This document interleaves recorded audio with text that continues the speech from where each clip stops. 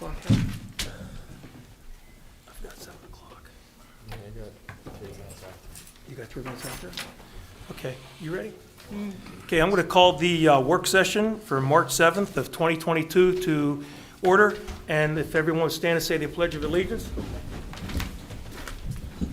I pledge Allegiance to the flag of the United States of America and to the republic for which it stands, one nation, under God, indivisible, with liberty and justice for all.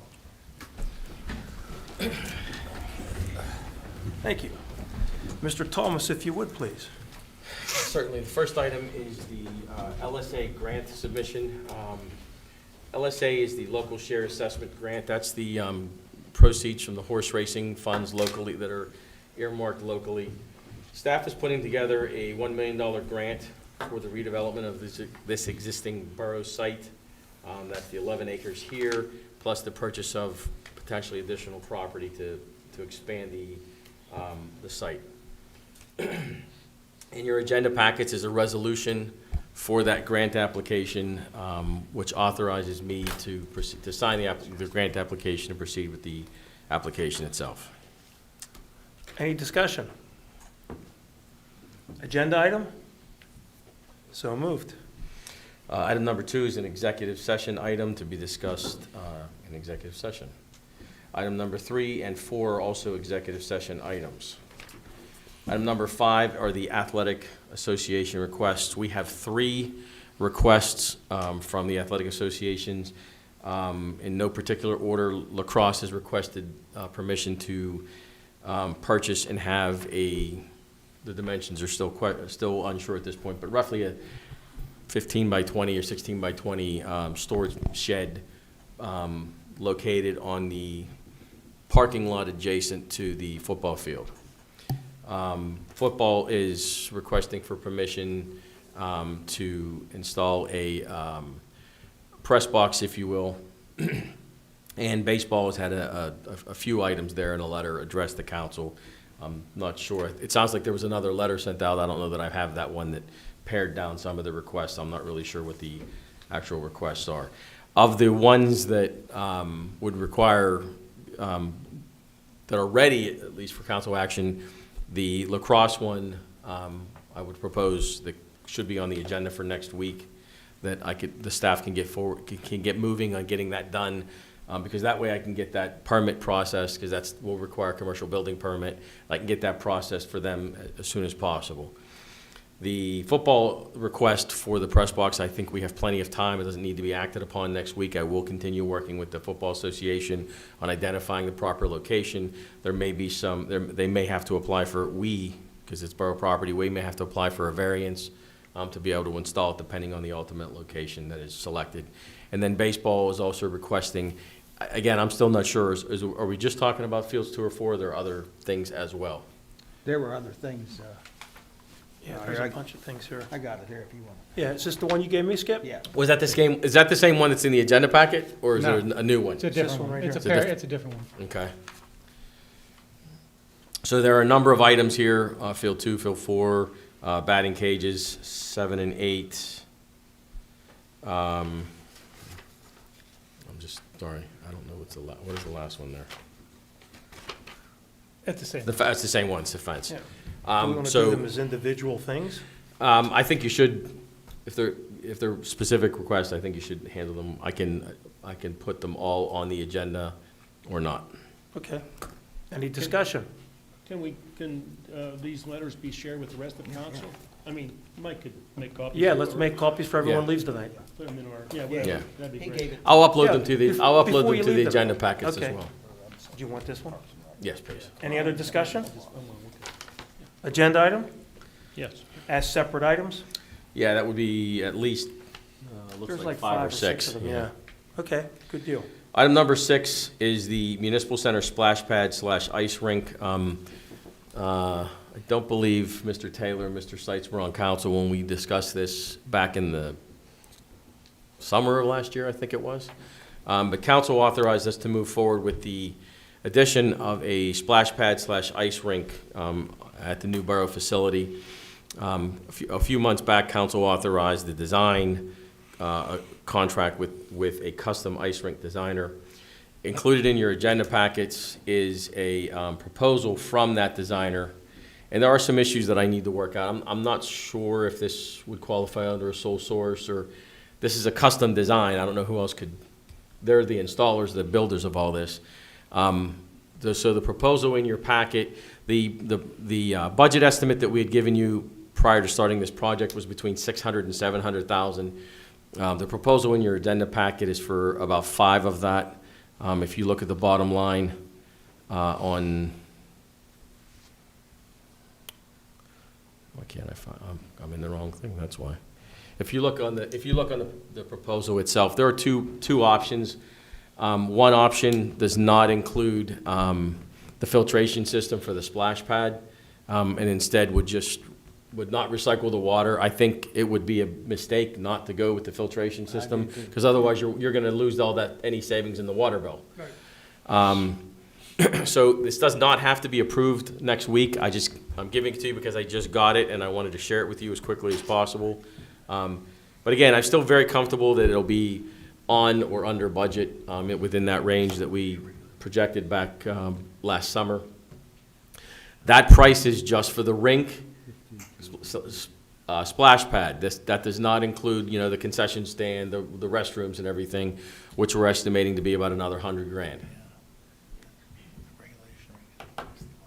So you can, if you're comfortable approving that for next week, but if you'd like to take some time and think about it, What are the costs for operating this thing? Are they in here? Who's going to maintain and operate it? Is that part of this? we've been looking, no, that is not. No, we were looking at a couple different options for outsourcing that as well as looking at managing, maintaining it internally. I don't have any staff that's certified right now. You would have to have a certified pool operator's license to operate the splash pad and maintain that equipment. I think in talking about that with Dave and I for Public Works Department, we're probably looking at some sort of outsourced model, at least for the more technical aspects of it. Will we need to have lifeguards there? No. That was the whole purpose behind the design, not having any retained water. Right. Any more discussion? Is there any way we can get a list of what, I know the features for the splash pad, what they mean? Because some of those I don't like, what's a liquid gel, what's a double jet, what's a liquid cone?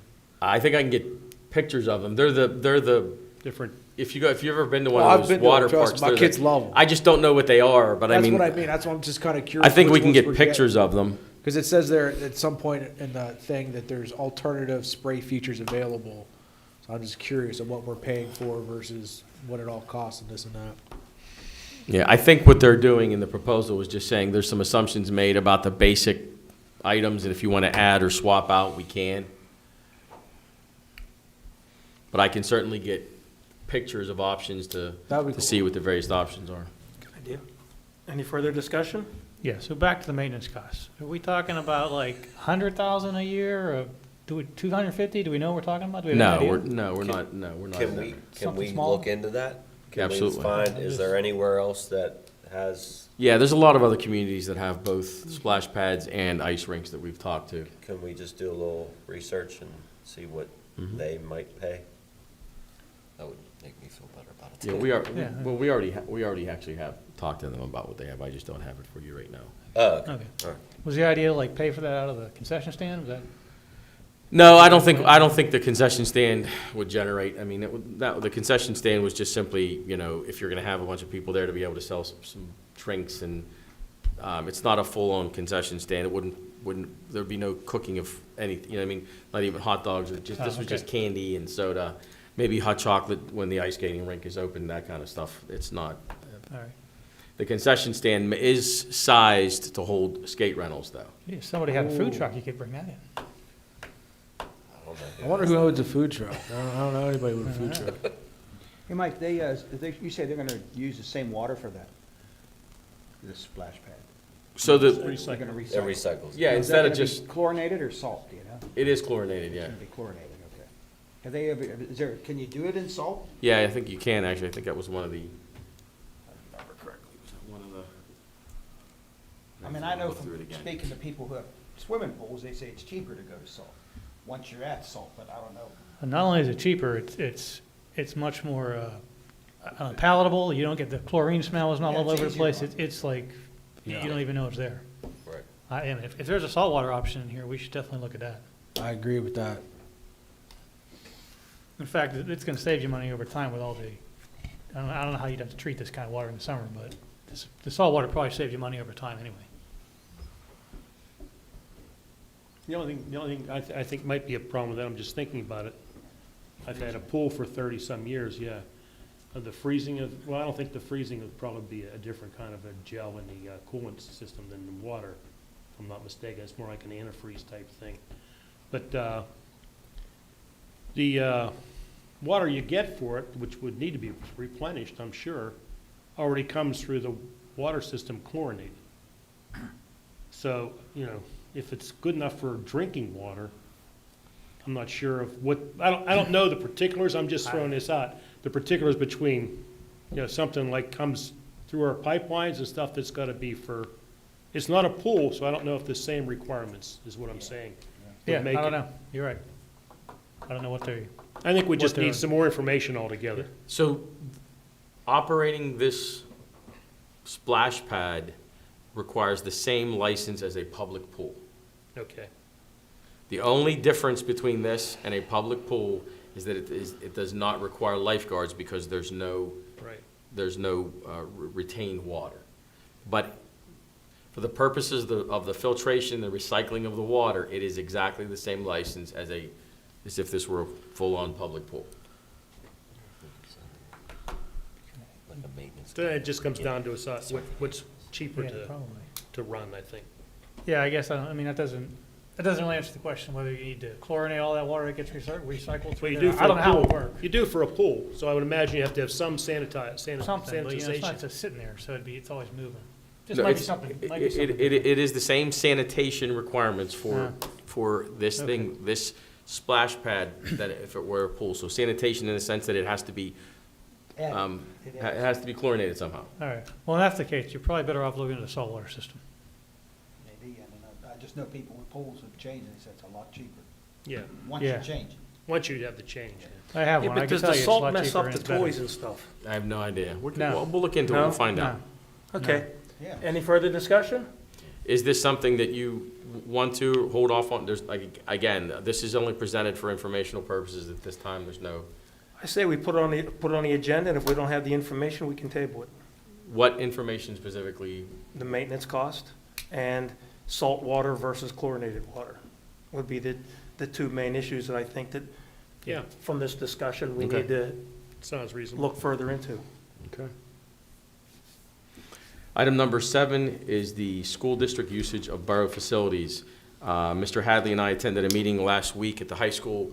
The purpose of that meeting was for the high school to present, or for the school district to present, a new policy to the Plum Boro groups for usage of district facilities. But as part of that discussion, the discussion briefly was brought up about the district using borough fields. The district uses the baseball fields here for baseball and softball. They also use Larry Mills for junior high boys and girls soccer, as well as cross-country. As that discussion ensued, after the meeting broke up, I spoke with, I can't think of the guy, it's their new business manager now. And I said, you know, we'd really like to have insurance certification certs for the facilities, which they, according to Dave, they got over to us almost immediately. Yes. And we're still working with the AD on some sort of scheduling. So from the staff perspective, at least we'll have insurance certs for each of their usage at each of the fields, and we'll have some idea of when they plan to be there. But there are a few issues to be worked out. There's a number of district, well, there's not a number of, there's one district individual who prepares the different fields. I think he lines, I assume that's all he does. I don't know. He lines the fields for the borough. I discussed with the district the fact that if you're going to have a district employee working on borough fields, you need to indemnify the borough for that as well. And then there needs to be some agreement about specifically what that person is authorized to do. If it's just simply putting down spray paint or lime on a baseline or a goal line, I mean, it's really not that big of an issue. I just don't know what else they're doing, if anything else. The other issue is whether or not the district is charging those groups to use the district facilities. The borough probably should consider whether or not they're going to charge the district to use the borough facilities. Again, I'm not suggesting you go one way or the other, but just that you make a decision about it. And I also suggest that there should be some sort of agreement with the district about the use of these fields that encompasses all of that. What's the difference between an approved feeder group and a district support group? No idea. That was the district's. Right, because Well, I'm that seeing was that the approved feeder groups, they're still charging an hourly wage, and they need to come up with a $1,500 deposit. That deposit, Will be So- held in escrow and not used, and can be unless. carried over. Unless. They don't clean up. Correct. Right. Unless those Or costs. they don't pay. Right, but what's the district support group? Who would that be? Did they have an extra? No, I looked. Is that like the Y? Considered like the Y or something? I can't So the remember, district Mike. approved feeder Right, groups are it's all, listed it's here. all the organizations, it's Plum Baseball, Yeah. football, lacrosse, so. They don't say so who the they're- support groups are. Right, Yeah, I don't know. so the district support groups are free. So who are they?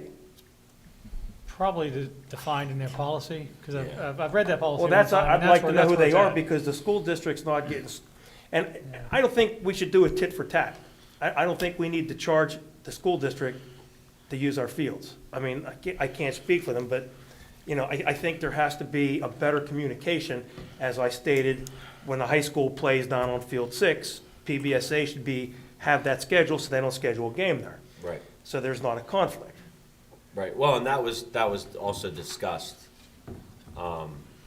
in the meeting. I mean, not only was it discussed that there needs to be better communication between the feeder groups and the high school athletic, departments.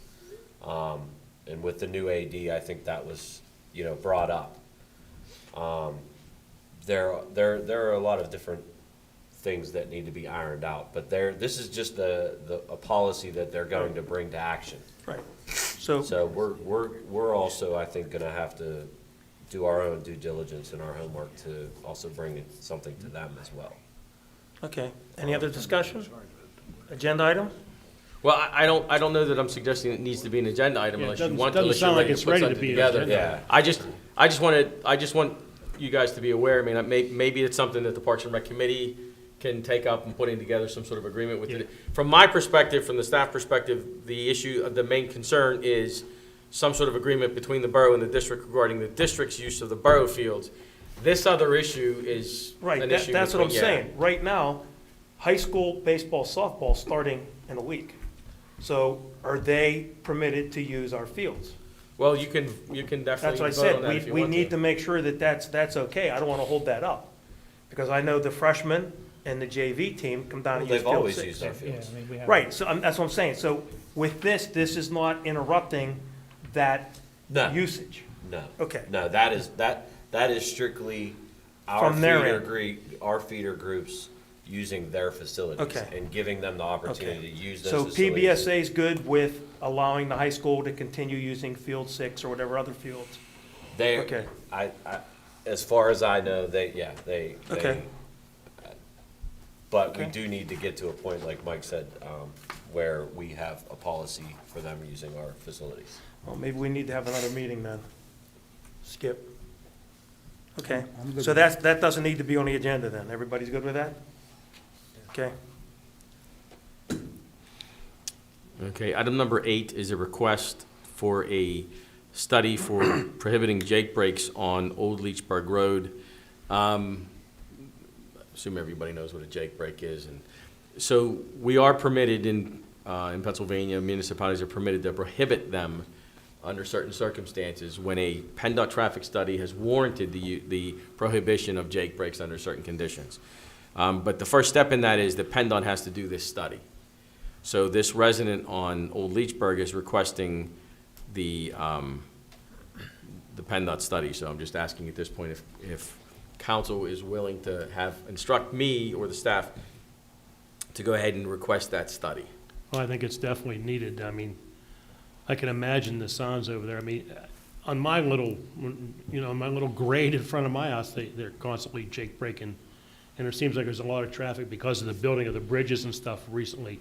But I mean, I can only imagine what they're doing coming down that hill. So as much as I know jake brakes are needed and they're used, when they're used judiciously, let's say, in neighborhood type areas, they're helpful, but when they're not, they're just a real nuisance. So some of these guys got straight pipes and they're really loud. Some don't. Agenda item?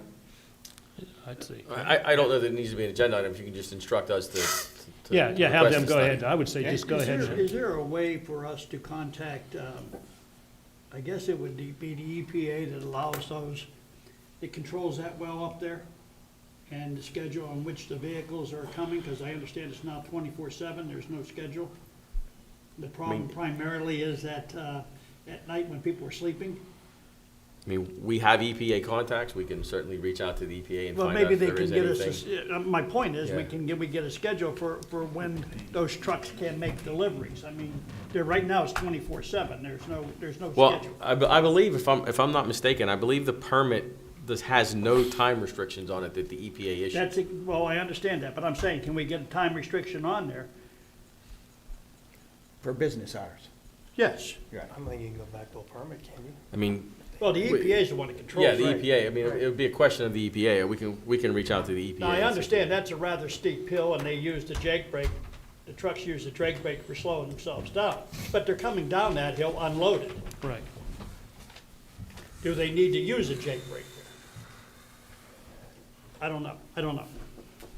So on the issue of whether or not staff is to request PennDOT to perform the study, the answer is yes. Yes. Yeah. And then we can reach out to EPA about whether or not there is any possibility of To invoke putting a some time time frame. restrictions on their Yes. permit. Item number 9 was an executive session item. Item number 10 is the new borough building phone system. So a couple months back, Jason Mugley and I presented to council an option for the new phone system at the new borough building. Currently, at the borough building, we have an IP phone system, that IP phone, but the borough purchased the, I can't remember the acronym for it, Dave, do you recall? Anyway, the brain, if you will. Software. Well, it's a piece of hardware. It's a big piece of hardware that sits in the, Server? Sort of okay. like that. Similar. Yeah. It's not an inexpensive piece of equipment. I want to say it's about $80,000 to $100,000. We bought it 7-8 years ago. That equipment is end of life, and it's also it's maxed out on the number of extensions we can have on it. So we presented to council a couple quotes months ago, or two options. One was to just purchase the new hardware system for the new borough building, and one was to go to a cloud-based system. I don't know if you all remember that, but it was the recommendation of council at that time that we moved to the cloud-based system. The benefit of the cloud-based system is that there's no capital equipment required. There's no capital expense at all for this. The vendor is even willing to give us the additional phones needed for the new offices. But it now becomes an ongoing maintenance cost. It does allow us to eliminate some ongoing maintenance costs. I think when we did the 20-year cost analysis, this was a slightly more expensive option. But the nice thing about this cloud-based system is that it creates additional functionality, and it also has a number of different features on the phone system that allow staff and council members to be more accessible by the public. And there's no obsolescence? You said our current system, the server's Well, got an end of life, the- and any new server's gonna have an end of life. Yeah, It's the phone, cloud-based. yeah, oh, you're saying, and that would have no, yeah, Yeah. that's true, yes. If it's cloud-based, it's, There's no obsolescence on it. right. That So- we know of now. Yeah, That we know of now. So the proposal that you have is the same system that was, this is the actual proposal now for the system for the new building. We just like to get a leg up on it to get it up and running and be ready to go when we move into the new system, the new building. What we don't want to do is, be in a new building and not have phones functioning properly. So we'd like to get a leg up on that. That's why you have the proposal in front of you. Again, this is one thing from the new borough building that is not a capital expense. It's just an ongoing annual expense for the service. What's the annual expense? Is it in there? I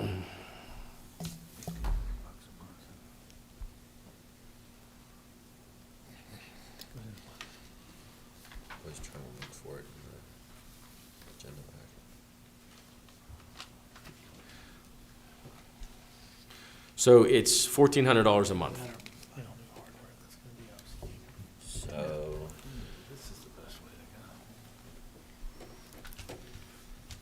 Right now, in addition to the existing hardware that we had to purchase for the existing system that we have about a $470 a month charge for for the IP stuff, the static IP. Yeah, so it's a net, Service. it's a net increase in monthly fees of about, let's just say roughly $1,000, but again, there's no capital cost associated with this. Right. So the other system we were looking at was the other investment was about a six-figure investment. Granted, that would have been paid out of the bond issue because this is part of the capital expense for the new borough building. Any more discussion? Agenda item? And then finally, the last item on the agenda is the proposal for fiber optic cabling to the building, to the new borough building. We have Al Franci building over there, the Public Works Garage, and the new building that's being constructed as we speak. As we've been building those facilities, we've installed underground conduit to each of the facilities. So that at some point when we knew, because we envisioned putting the borough building there, when we move everything over there by stretching or pulling fiber optic between the buildings, that enables us to essentially create one network for all three facilities, which also saves us money. Right now, this building, Public Works, and Al Franci all have commercial level internet service, which is a few $100s a month. So, in addition to the other benefits to be gained by the efficiency of having one network and not maintaining all that other hardware for VPNs and all the other equipment, we would actually eliminate the internet cost for the other two, for Al Franci and for Public Works, because we only need one internet connection because it is for all one network now. So this would be it can be a capital expense that we can pay for out of the bond proceeds, but it's not a very large it's not a very large expense. It's not a budgeted item. It wasn't part of the original. We did not spec it out as part of the contract with the Builder. contractor. So we're talking about $4,879.14. Correct.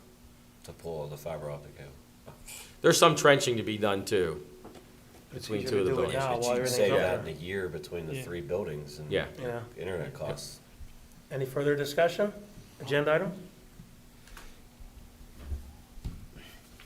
Okay, that's all I have. Okay.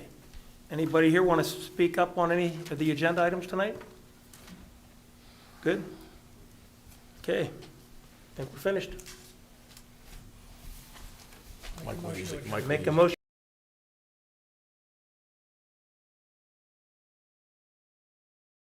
You can come up and speak about anything you'd like. Come on I up. didn't know if I should come back next week or not. You can come tonight and next week. You're warning us now tonight what you want for next week. Your wine's good enough. I expect you guys to need at least a week to figure this out for me. We probably would need longer. My name is Don Taylor. I own Bygone Wines up in Union Plaza, just a couple miles So from here. delicious. I was here, last time I was here, was down here talking to you guys about occupancy. I recognize most of you people. But we were talking about occupancy there, and I came down I'm gonna give you the condensed version of this. When I came down, I was asked to operate within the confines of what a tavern would operate in. And I told you that I had a specific set of rules as a limited winery, which is a lot more restrained than what a tavern would operate under. And everybody agreed that that was a fine course of action to take, and my occupancy was granted.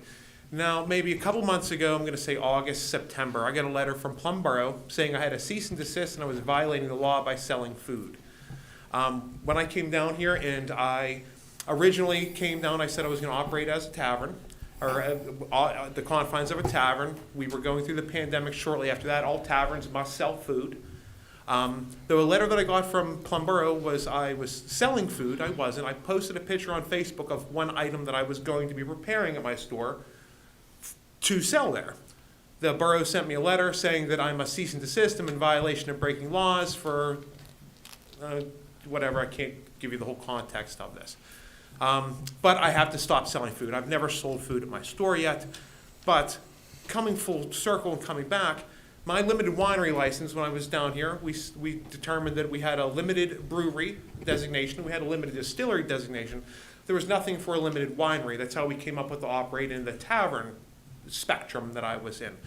And I agreed to that. Now, part of my limited winery is the sale, production, manufacture of food, which is my wine, and retailing my food, which is my wine. And the second thing that limited wineries are entitled and legally permitted to do is sell and serve hot and cold food. That's something that I was assuming that we were under understanding that I was going to be doing. The letter says that I'm not, and I must be redesignated as a restaurant. The Pennsylvania Department of Agriculture and the federal government do not agree with me being labeled as a restaurant. I'm a limited winery. I produce alcohol. These are the things that the state requires me to be, and the federal government requires me to be. I'm certainly not in the realm of a restaurant. So with the letter that I've gotten in the mail saying that I have to turn in, I'm making these assumptions, I must turn in more blueprints of the parking lot. I have to come down here and go through my occupancy again, and this is all for me to sell food.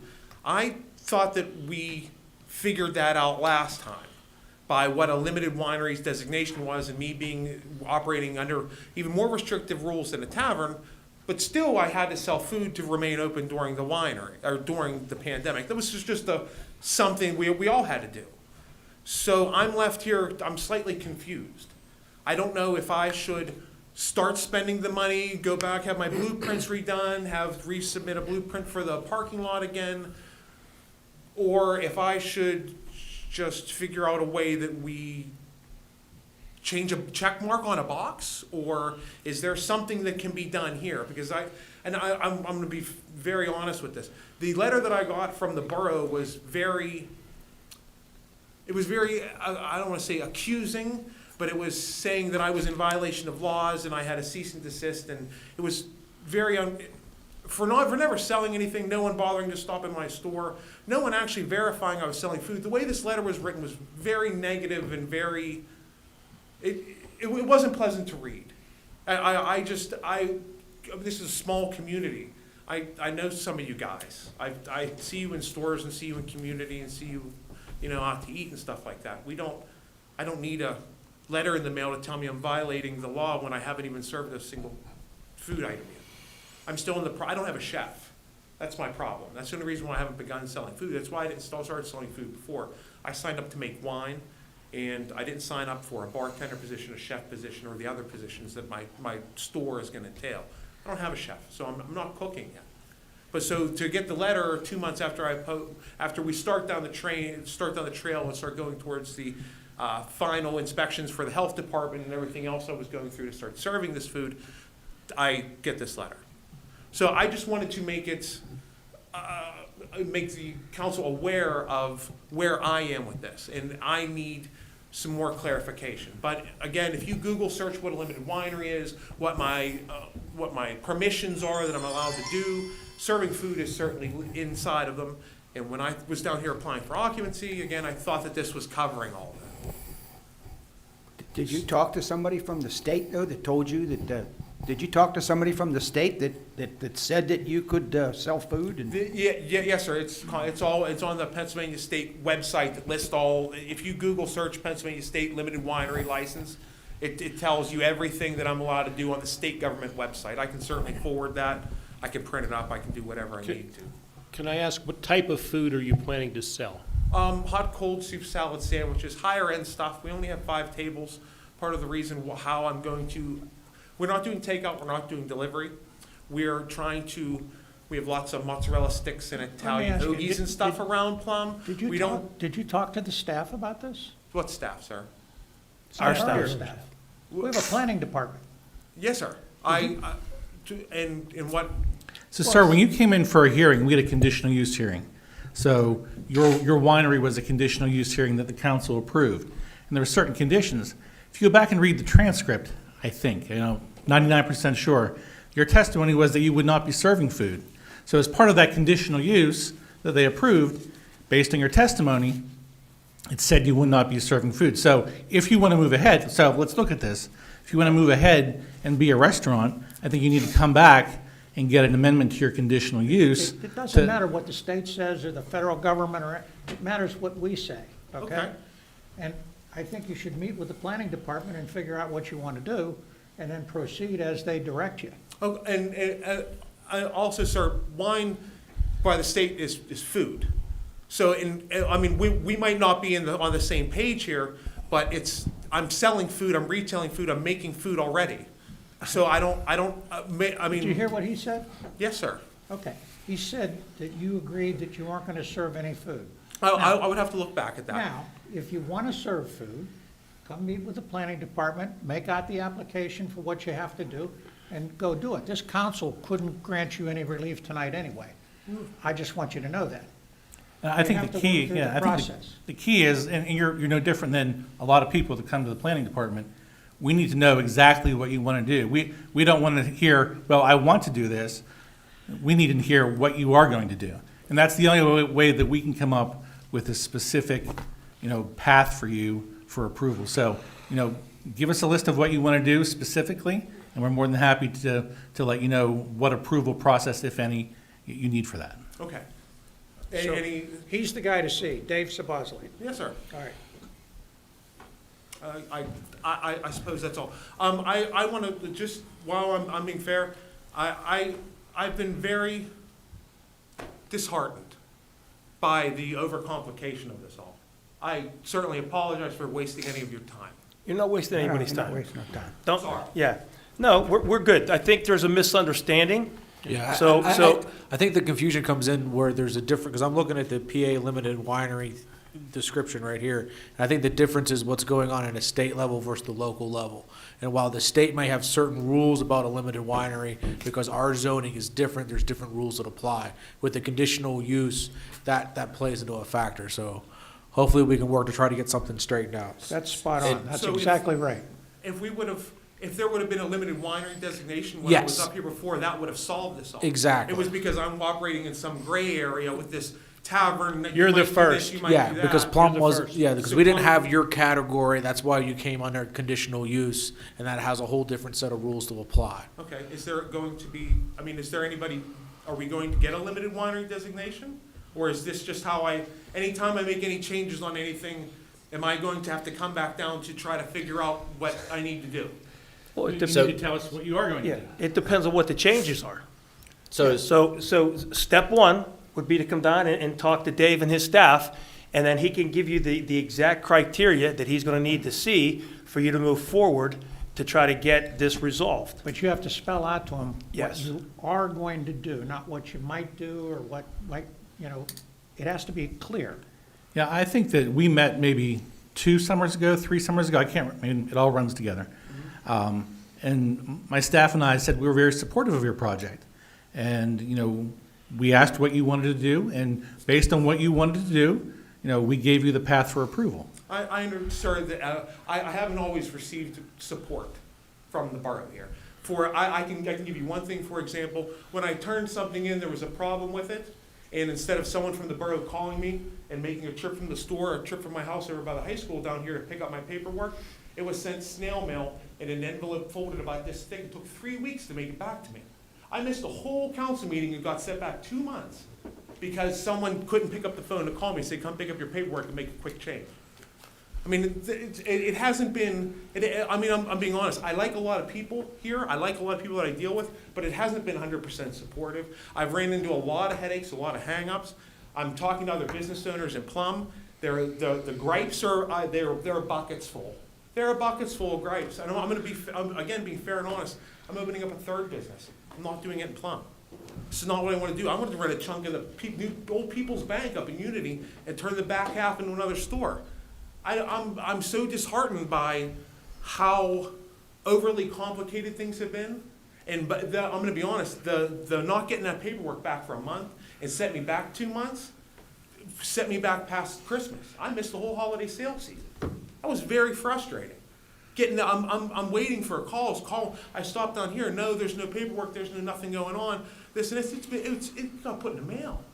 It got snail mailed back to me. The post office got it. It went downtown and got sorted, then came back to my house.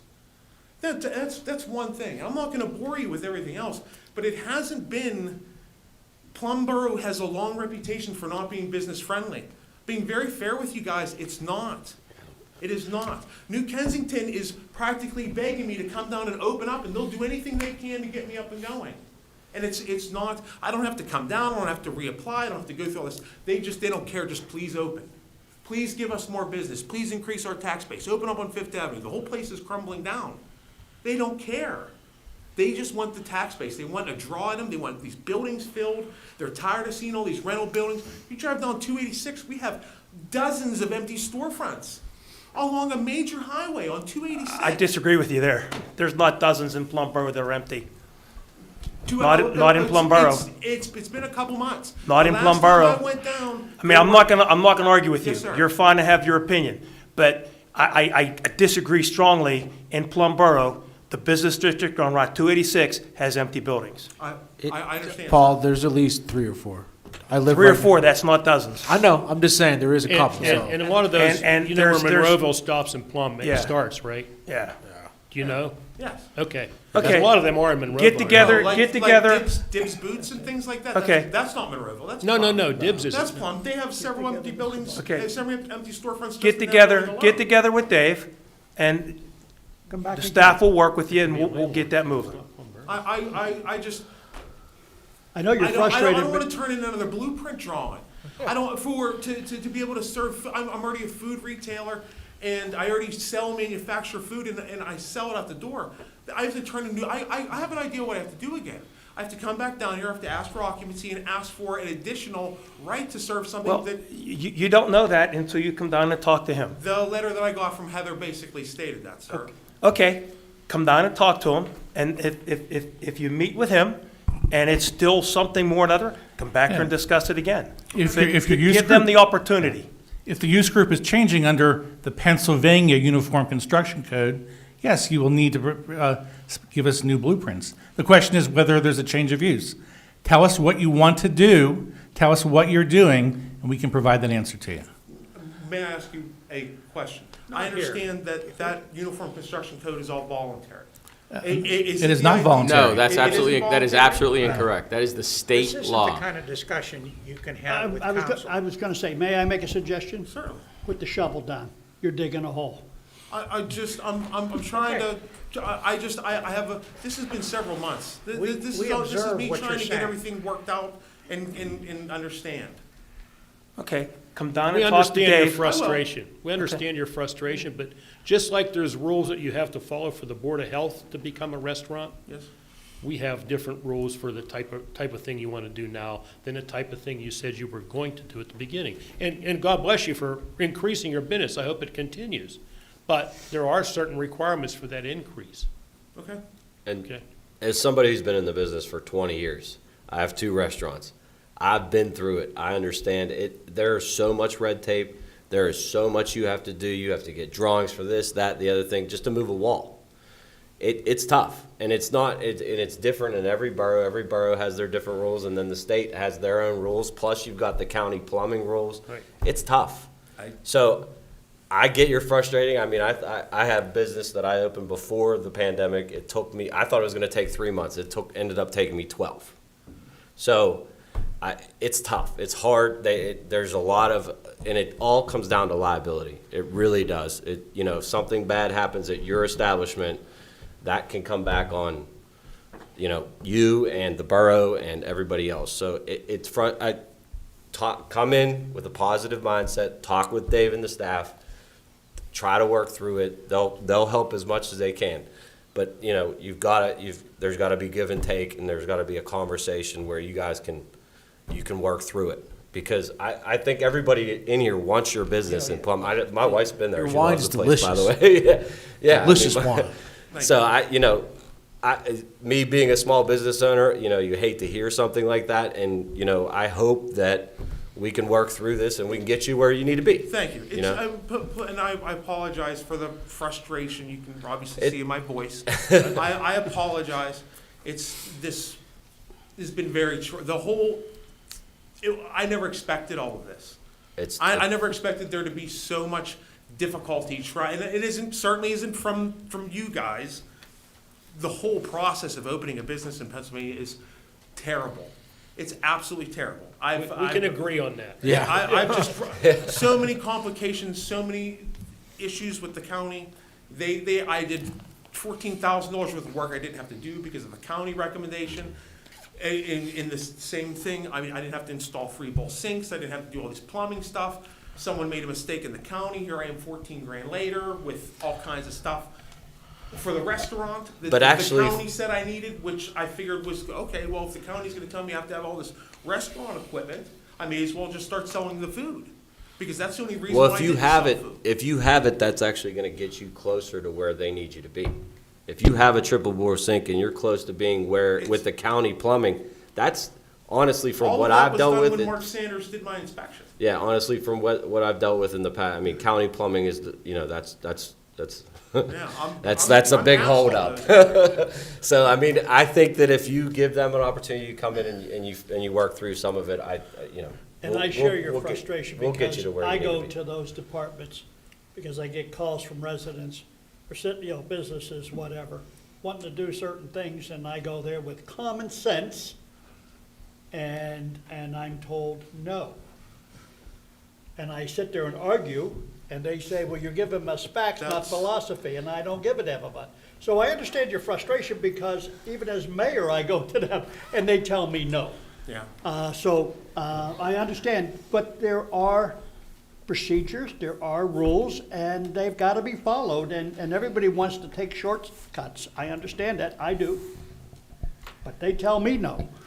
Yeah, it's, like you said, though, I sell food already, this is food, I'm already off. Come down and talk to Dave. You're Come splitting down and talk to Dave, Dave's over there and shaking we'll get his it head straightened like this, out. like this guy doesn't just understand. Sorry, Let's not keep Sorry. repeating it. It's Okay. all right.